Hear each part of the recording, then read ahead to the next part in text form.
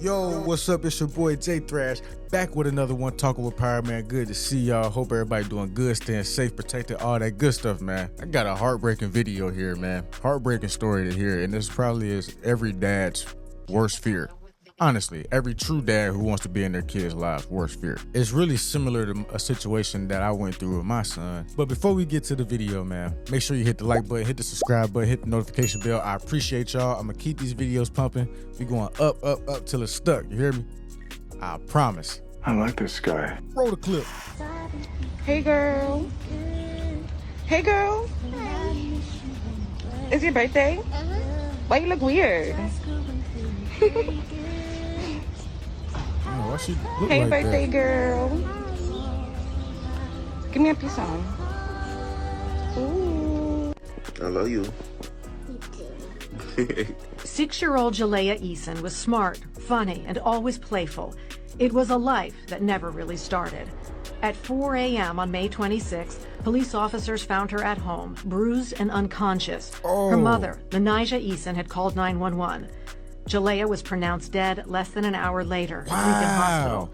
The doctor on duty noticed that she had fresh abrasions under her left arm, scar-like markings to her wrists and back, and multiple bruises and old lacerations. And her mother had no explanation to the injuries. I thought my children were fine. Ronald Branch says that he had been fighting for custody of his little girl and her older brother and didn't even know he wasn't on their birth certificates until Jalea died. 3 months later, the medical examiner still has... How you not know you on the birth certificate, though? I thought you had to sign it. I mean, I signed my son's. I don't know. ...determined a cause of death. Jalea still hasn't been laid to rest, and no one has been charged in her death.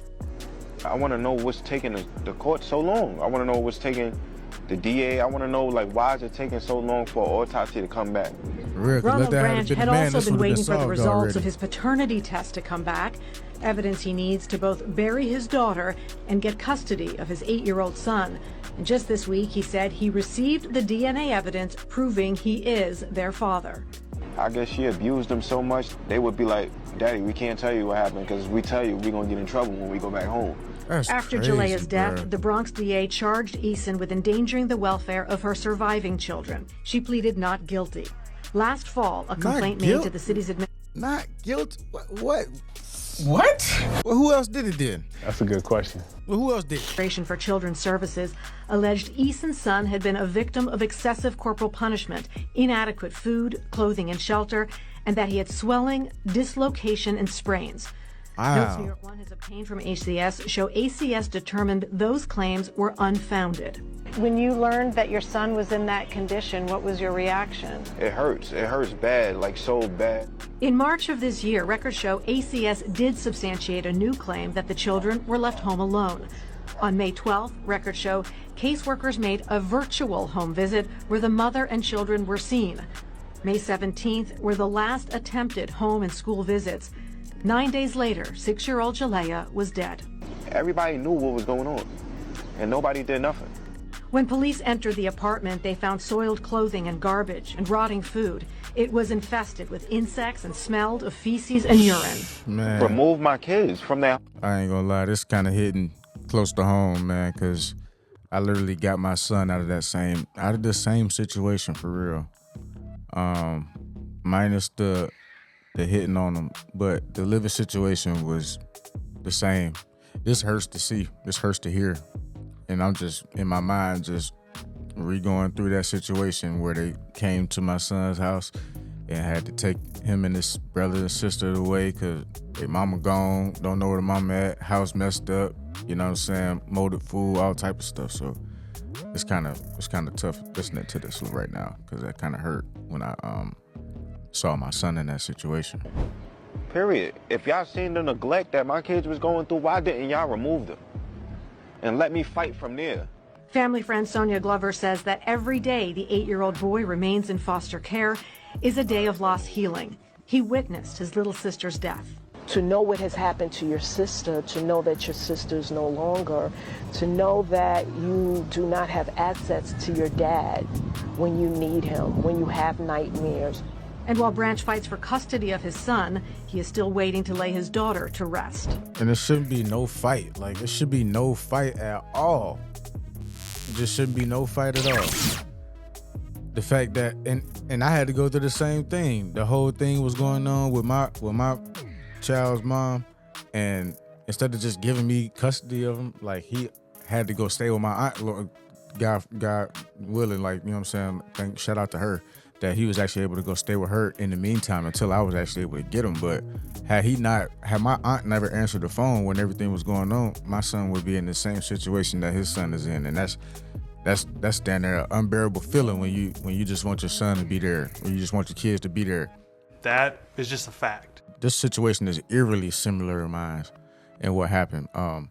Hopefully he do get custody though, you know what I'm saying? I'm gonna have faith that he do, because I did. So I'm gonna have faith that he do, given those circumstances with, you know what I'm saying, that's a little bit more. I feel like it should be pushed up.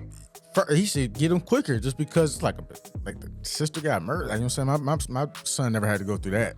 So I can only imagine, like, you know, and he need his dad. But the system, like, once you get into this system, and you actually really get to see how much the system don't care about dads being with their kids, for real.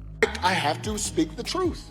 And it's crazy that we got to jump through all type of hoops and stuff, and meanwhile, moms ain't got no accountability. Like, the system don't even hold the moms accountable. I can say that from experience, for real. Going back and forth from where I'm at back to Ohio, you know what I'm saying, and having to do these court dates, and she will never show up. And you know what I'm saying, I'm wasting all this gas and flying and all this stuff, and she never showed up, but I still have to keep showing up. And they kept giving her chance after chance after chance. She was just never showing up. Yeah, that was dumb. Stupid. Yeah, that was dumb. Like, that rule is just stupid. Didn't even know what she was coming to court for. It's like, are you about to fight to get the kids back you just lost? I don't understand. That's some dumb. But anyway. So, you know what I'm saying? Eventually, she just didn't come. I couldn't find her no more. So, man, just a tough situation altogether, man. This is, it's terrible, for real. But you let me know what you think about this one in the comments, man, for real. Everybody not supposed to be a mom. I believe that for sure. Everybody not supposed to be parents, man. So, fellas, we got to do a better job of who we actually land with. And women, like, y'all know y'all ain't supposed to be having no kids. Stop. For real. Stay safe, stay easy, stay protected. Get them folk out your circle that ain't supposed to be there. Easier said than done, but it's definitely doable. So do it. I'm out. If you made it to the end of the video, type a 1 in the comments, man. Show me where the real one's at. I appreciate y'all. More content on the way. Stay tuned. Hit the follow button.